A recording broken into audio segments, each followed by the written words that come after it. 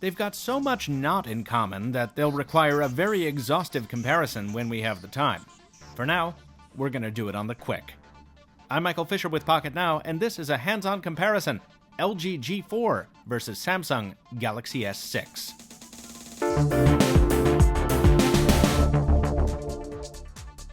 You'll notice we're using the Edge variant of the Galaxy S6, and that's for no other reason than that's the version we happen to have on us.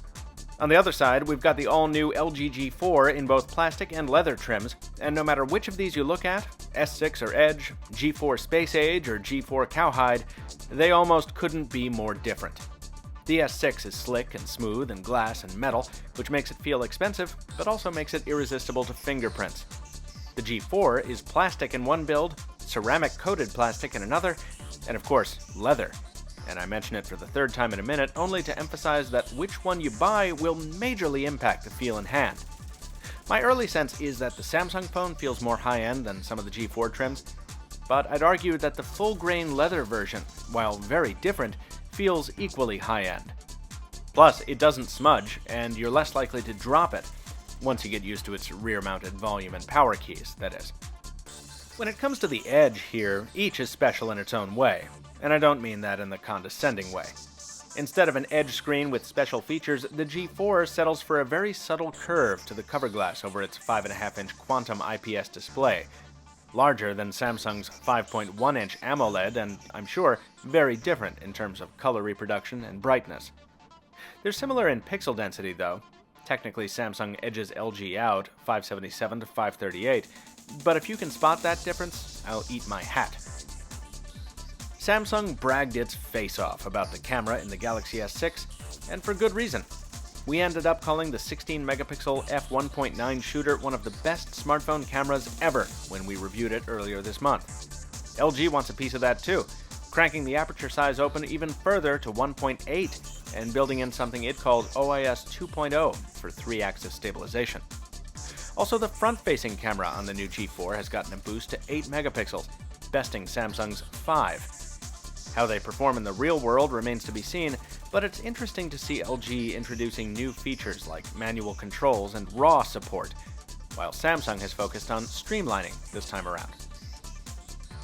Two very different hearts beat at the center of these phones. Samsung relies on its own home-cooked Exynos 7420, while LG makes use of the Snapdragon 808. How those processors fare in daily usage remains to be seen, but the accessories supporting them are starkly opposed.